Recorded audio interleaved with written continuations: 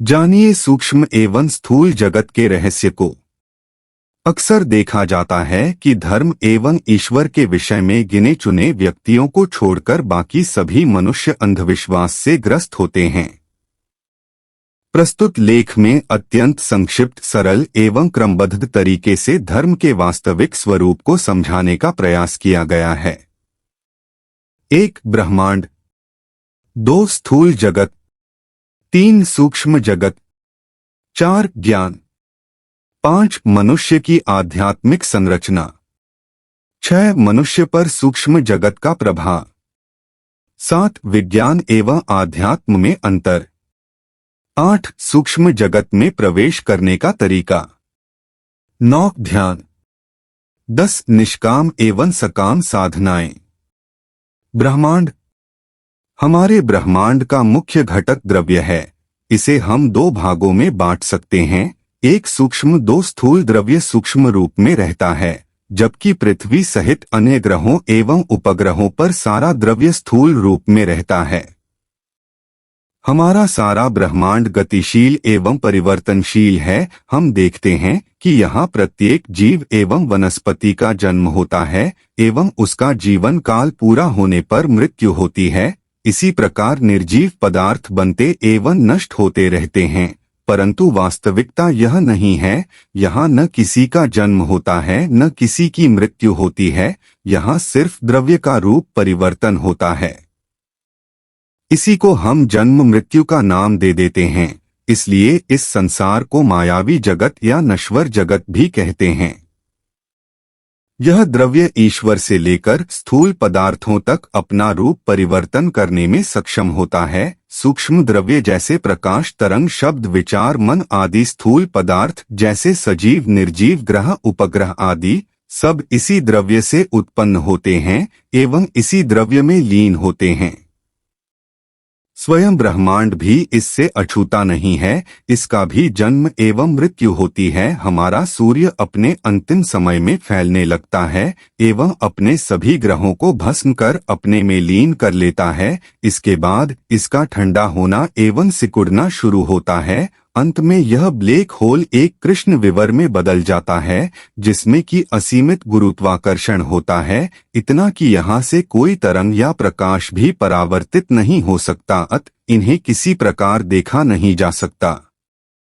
वैज्ञानिकों ने ब्रह्मांड में इनकी उपस्थिति का पता लगा लिया है। इसी प्रकार जब ब्रह्मांड के सभी सूर्य एवं तारे कृष्ण विवर में परिवर्तित हो जाते हैं, तब ये अपने असीमित गुरुत्वाकर्षण के कारण एक दूसरे में समा जाते हैं एवं एक पिंड का रूप ले लेते हैं। इस पिंड में ब्रह्मांड का सारा द्रव्य ईश्वर रूप में होता है।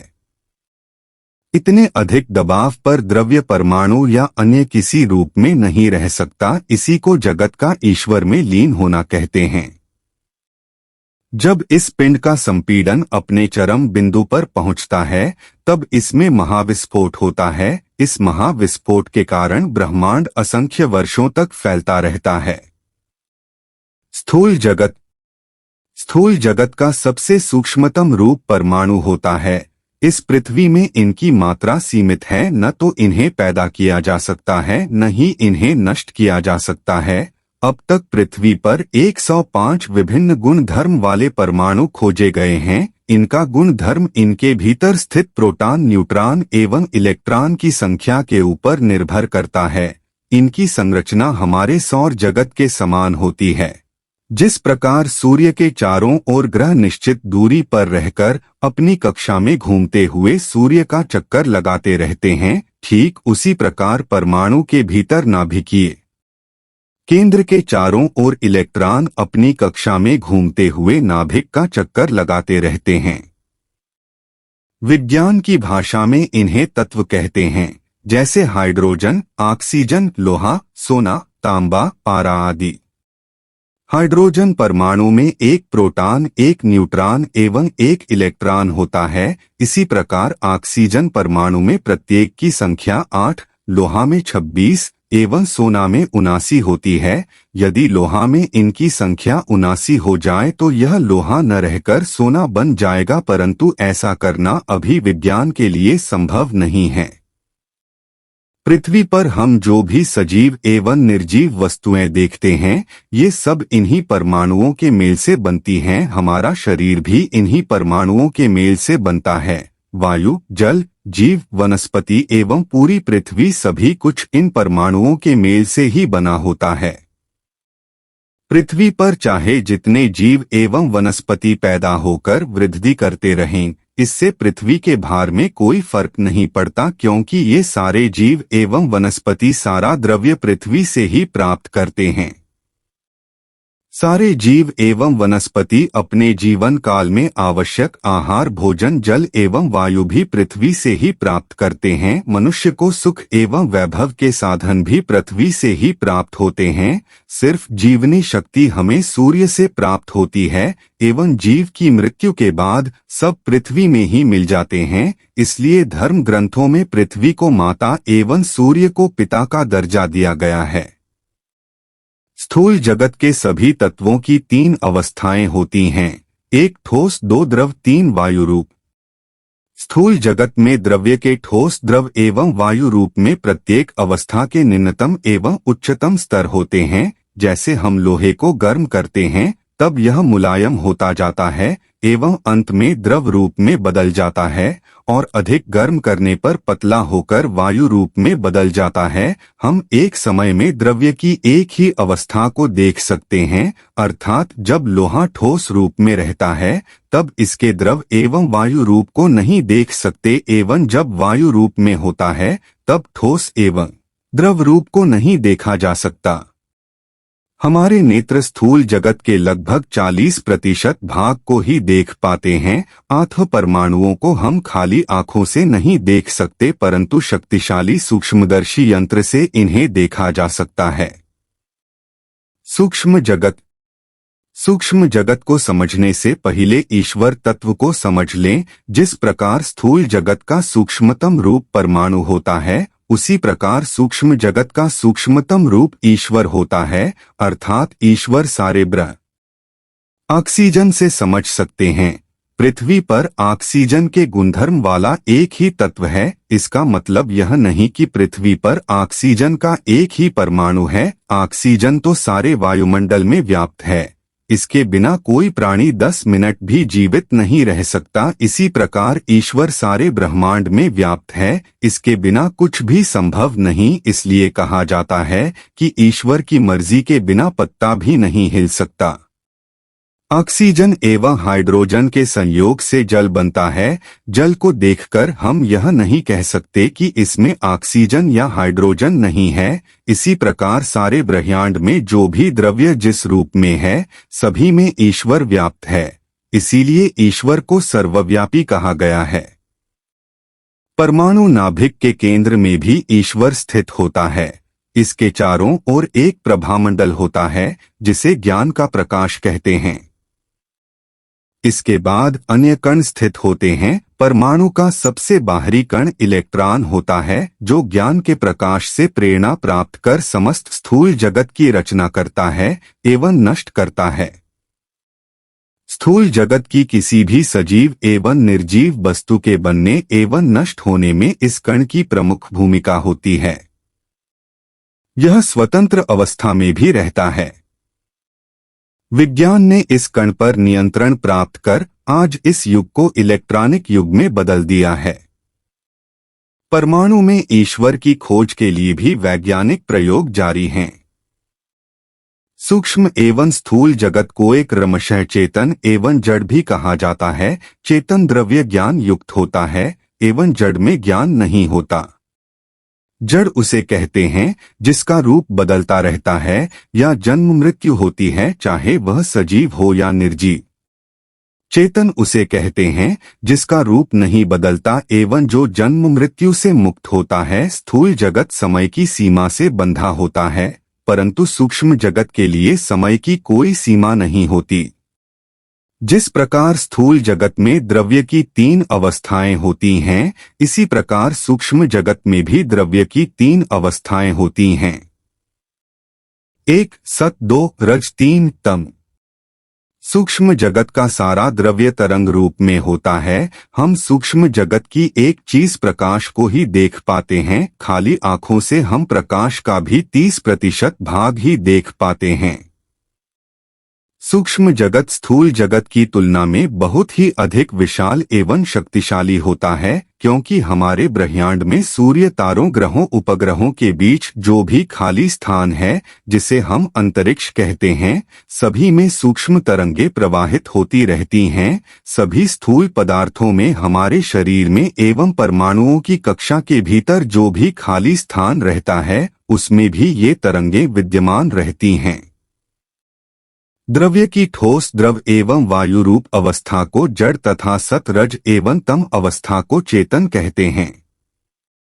जिस प्रकार स्थूल जगत में हम एक समय में द्रव्य के एक ही रूप को देख पाते हैं, इसी प्रकार सूक्ष्म जगत में भी हम एक समय में द्रव्य के एक ही रूप को देख सकते हैं। जब सत का प्रभाव होता है, तब रज और तम अवस्था को नहीं देख सकते। जब रज का प्रभाव होता है, तब सत और तम को नहीं देख सकते। इसी प्रकार जब तम का प्रभाव होता है, तब रज और सत को नहीं देख सकते। इसमें भी प्रत्येक अवस्था के निम्नतम एवं उच्चतम स्तर होते हैं। सत को ज्ञान, रज को क्रियाशीलता एवं तम को अज्ञान कहते हैं। अज्ञान भी ज्ञान का ही एक प्रकार है, अतः इसे मिथ्या ज्ञान समझना चाहिए। अज्ञान के बाद जड़ अर्थात स्थूल अवस्था आ जाती है। ज्ञान युक्त द्रव्य स्वतः क्रिया करने में सक्षम होते हैं, परंतु अज्ञानता अर्थात तम का प्रभाव बढ़ने पर ज्ञान कम होता जाता है। तम के बाद सूक्ष्म से स्थूल अवस्था अर्थात परमाणु अवस्था में जाने पर लेश मात्र ज्ञान उन्हीं परमाणुओं में रह जाता है, जो अपूर्ण अर्थात जिनकी कक्षा में इलेक्ट्रॉन भरने की जगह होती है, होते हैं। अपूर्ण परमाणु स्वतः दूसरे अपूर्ण परमाणु से मिलकर अणु बना लेते हैं। अणु बन जाने पर ज्ञान शून्य हो जाता है। ये अणु तब तक कोई क्रिया नहीं कर सकते जब तक इन्हें किसी चेतन तत्व द्वारा ऊर्जा प्राप्त न हो। ज्ञान, यहाँ ज्ञान शब्द का प्रयोग किया गया है, अतः ज्ञान के संबंध में जान लेना उचित होगा। यहाँ ज्ञान का मतलब स्कूली या किताबी ज्ञान से नहीं है, बल्कि ब्रह्मा ज्ञान से है। एक अनपढ़ व्यक्ति भी ज्ञानवान हो सकता है एवं एक पढ़ा लिखा व्यक्ति अज्ञानी हो सकता है।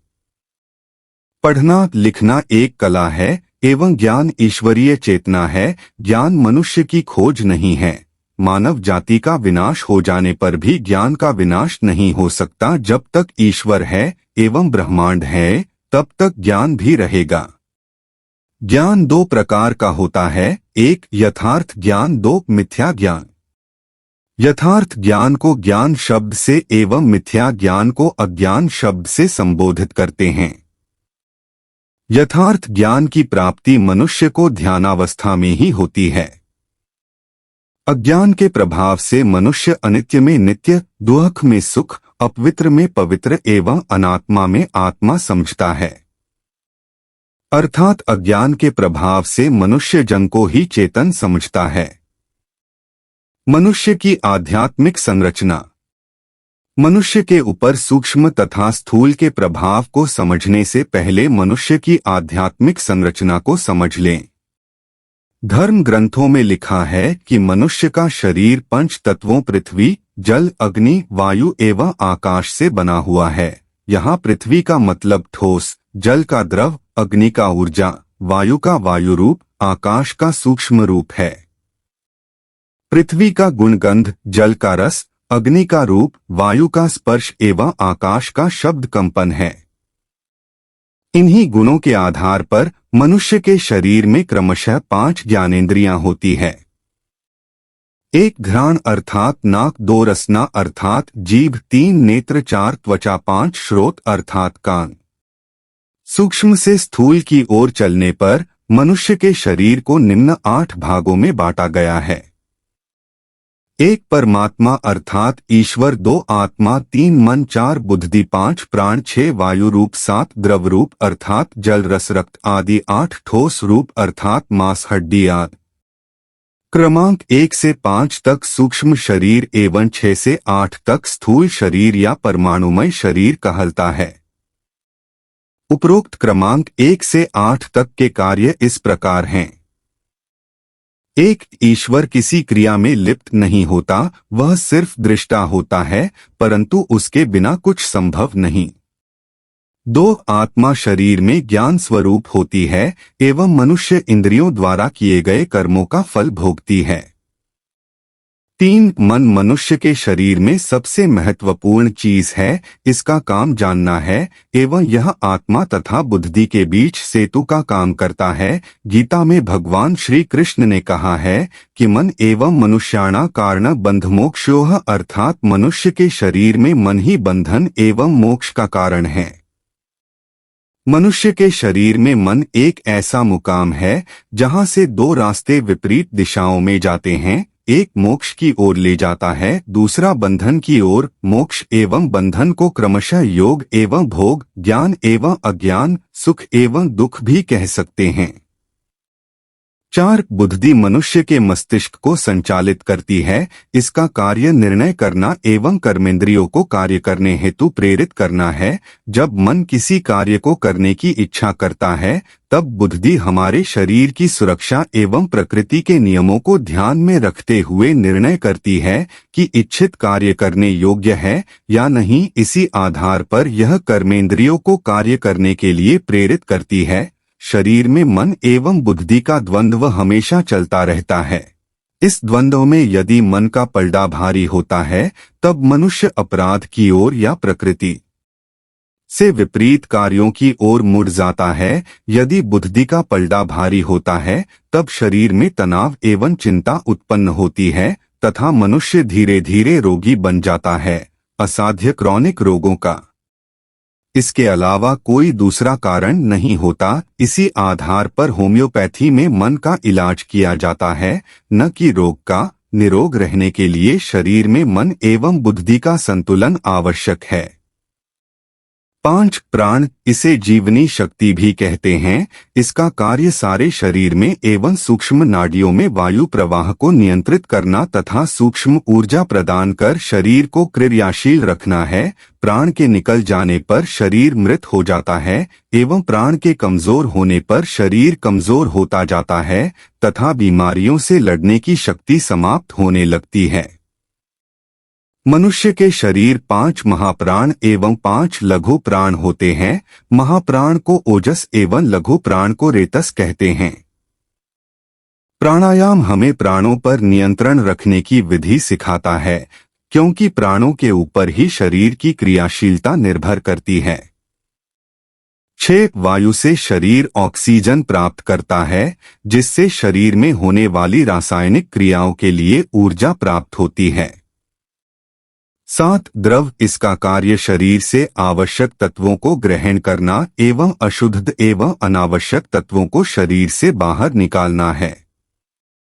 8. ठोस, इसका कार्य रक्त प्रवाह एवं स्नायुओं के लिए सुरक्षित मार्ग बनाना, शरीर के कोमल अंगों को सुरक्षा प्रदान करना तथा शरीर को स्थिर एवं सुडौल बनाए रखना है। मनुष्य पर सूक्ष्म जगत का प्रभाव। सत, रज एवं तम को गुणों के आधार पर सतोगुण, रजोगुण एवं तमोगुण कहते हैं। प्रवृत्ति के आधार पर सात्विक, राजसिक एवं तामसिक कहते हैं। इन तीनों का स्वभाव क्रमशः प्रकाश, गति एवं स्थिति है। प्रकृति में उपरोक्त तीनों गुण होते हैं, इसलिए प्रकृति को त्रिगुणात्मक कहते हैं। प्रकृति में ये तीनों गुण साथ साथ चलते हैं। जब एक गुण उभरता है, तब अन्य 2 गुण दबे हुए रहते हैं। कोई वस्तु जो स्थिर है, ऊर्जा प्राप्त होने पर इसके परमाणुओं में गति उत्पन्न हो जाती है एवं गति बढ़ने पर इसमें प्रकाश उत्पन्न हो जाता है। जब एक वस्तु स्थिर होती है, तब उसमें तमस प्रधान होता है, रजस एवं सत्व गौण रूप से रहते हैं। जब यह वस्तु क्रिया वाली होती है, तब इसमें रजस प्रधान होता है, सत्व और तमस गौण रूप से रहते हैं। यही वस्तु जब प्रकाश वाली हो जाती है, तब इसमें सत्व प्रधान हो जाता है, रजस और तमस गौण। जड़ स्थूल वस्तु परिणामी नित्य होती है, अर्थात इसमें निरंतर परिवर्तन होता रहता है। यह एक पल भी बिना परिवर्तन के नहीं रहती। इसमें यह परिवर्तन चेतन द्वारा प्राप्त प्रेरणा के अनुसार होता है। मनुष्य पर जब सत का प्रभाव होता है तब शरीर में हल्कापन, सुख, शांति एवं निष्क्रियता उत्पन्न करता है तथा मनुष्य का ईश्वर की ओर झुकाव होता है। जब रजस प्रधान होता है तब सत और तम को दबाकर दुखा वृत्ति को उत्पन्न करता है, जिससे मनुष्य की जड़ वस्तुओं के प्रति आसक्ति बढ़ती है एवं वह उन्हें प्राप्त कर दुखा निवृत्ति एवं सुख प्राप्ति हेतु प्रयास करता है। परंतु जड़ वस्तु स्वयं दुख का कारण होती है। जैसे ही वह एक वस्तु को प्राप्त करता है, यह अपने साथ अन्य दुखों को ले आती है एवं मनुष्य उस वस्तु से प्राप्त दुखों की निवृत्ति के लिए प्रयास करने लगता है। इसी प्रकार जीवन की दौड़ बढ़ती जाती है और अंत में वह सुख प्राप्ति के लक्ष्य को पूर्ण किए बिना ही मृत्यु को प्राप्त होता है। मान लो सवारी का सुख प्राप्त करने के लिए हमने एक वाहन खरीद लिया, जिससे सवारी का सुख तो प्राप्त हो जाता है, परंतु इसके साथ अन्य दुख एवं भय भी साथ आ जाते हैं। जैसे इसके चलाने के लिए ईंधन एवं रखरखाव के रूप में प्राप्त दुख तथा चोरी दुर्घटना के रूप में प्राप्त भय आदि। इस प्रकार सभी जड़ वस्तुओं सजीव एवं निर्जीव में आसक्ति, जिन पर मनुष्य जीवन भर अपना अधिकार जताता रहता है, उसके दुख का मूल कारण होती है। मनुष्य पर जब तम का प्रभाव होता है तब शरीर में निष्क्रियता, भारीपन, आलस्य, निद्रा एवं घोर मोह वृत्ति को उत्पन्न करता है, जिससे मनुष्य की सुख प्राप्ति की लालसा बढ़ती है, परंतु वह उसे प्राप्त करने के लिए प्रयास नहीं करता एवं अपनी स्थिति के लिए भाग्य को, ईश्वर को, अन्य व्यक्ति को या संबंधियों को दोषी मानता है एवं घोर दुख का अनुभव करता है। इसके लिए परिस्थिति किसी प्रकार जवाबदेह नहीं होती। सुख एवं दुख सिर्फ अनुभव की वस्तु है, चाहे परिस्थिति कैसी भी हो। सत के प्रभाव से भी शरीर में निष्क्रियता उत्पन्न होती है, परंतु भारीपन, आलस्य, निंद्रा एवं मोह वृत्ति के स्थान पर हल्कापन, स्फूर्ति, जागृति एवं त्याग भावना होती है। सत के प्रभाव से मनुष्य जड़ वस्तु के अभाव में भी सुख का अनुभव करता है, परंतु तम के प्रभाव के कारण जड़ वस्तुओं के अभाव में घोर दुख का अनुभव करता है। आथ तम के प्रभाव से मनुष्य सिर्फ दुख का अनुभव करता है, रज के प्रभाव से सुख और दुख दोनों का अनुभव करता है एवं सत के प्रभाव से सिर्फ सुख का अनुभव करता है। जिस प्रकार स्थूल जगत में तापक्रम कम अधिक होने से द्रव्य ठोस, द्रव एवं वायु रूप में बदलता रहता है, ठीक उसी प्रकार सूक्ष्म जगत में ज्ञान के कम अधिक होने से सत, रज एवं तम अवस्था बदलती रहती है। अज्ञान के कारण मनुष्य तम के प्रभाव में रहता है, अर्थात अज्ञान ही दुख का कारण होता है। विज्ञान एवं आध्यात्म में अंतर। जैसा ऊपर बताया गया है, प्रकृति में उपरोक्त तीनों गुण होते हैं, अतः हमारे शरीर का प्रत्येक परमाणु उपरोक्त तीनों गुणों से युक्त होता है। मनुष्य के लिए दो रास्ते होते हैं, एक अंत की ओर जाता है, दूसरा अनंत की ओर जाता है। इसे हम इस प्रकार समझ सकते हैं, हम यदि किसी भी वस्तु को ले लें एवं इसकी परतें निकालना शुरू करें तो कुछ समय बाद अंतिम परत निकालने के बाद इसमें ईश्वर के अलावा कुछ भी शेष नहीं बचेगा। यह हमारे कार्य का अंत होगा। यदि हम इस पर परतें चढ़ाना शुरू करते हैं, तब यदि हम अनंत काल तक भी इस कार्य को करते रहे तब भी इसका कोई अंत नहीं आएगा। विज्ञान एवं आध्यात्म में यही अंतर है। विज्ञान अनंत रास्ते पर चलता है तथा आध्यात्म अंत के रास्ते पर चलता है। विज्ञान स्थूल पर विश्वास करता है तो आध्यात्म सूक्ष्म पर। विज्ञान जिसे ज्ञान कहता है, आध्यात्म उसे अज्ञान कहता है। विज्ञान का कहना है कि हमारे पूर्वज बानर थे, अब हम ज्ञानवान होकर उन्नति कर रहे हैं। आध्यात्म का कहना है कि हमारे पूर्वज ब्रह्मज्ञानी ऋषि मुनि थे एवं अब हम अज्ञानी होकर पतन की ओर बढ़ रहे हैं। वैसे इस ब्रह्मांड में जिस चीज का जन्म होता है, चाहे वह सजीव हो या निर्जीव, विनाश मृत्यु की ओर ही बढ़ती है। यह ब्रह्म सत्य है। इस सिद्धांत के अनुसार आध्यात्म का कथन सही प्रतीत होता है। विज्ञान का न तो कोई अंतिम लक्ष्य निर्धारित है, न तो कोई अंतिम फल निर्धारित है, परंतु आध्यात्म का अंतिम लक्ष्य भी निर्धारित है और अंतिम फल भी निर्धारित है। इसका लक्ष्य है ईश्वर से साक्षात्कार एवं फल मोक्ष है।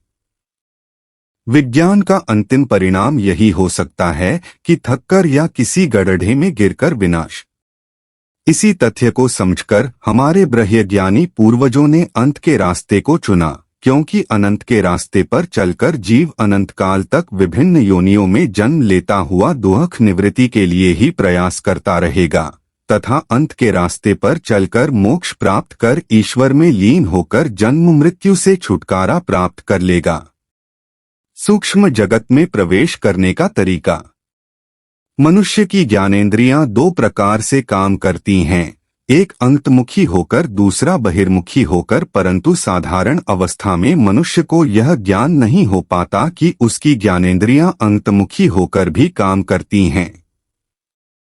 ज्ञानेंद्रियां जब अंतमुखी हो जाती हैं तब ये सूक्ष्म जगत में प्रवेश करती हैं। साधारण अवस्था में बहिर्मुखी रहने पर इनकी आसक्ति आजीवन स्थूल जगत में ही बनी रहती है।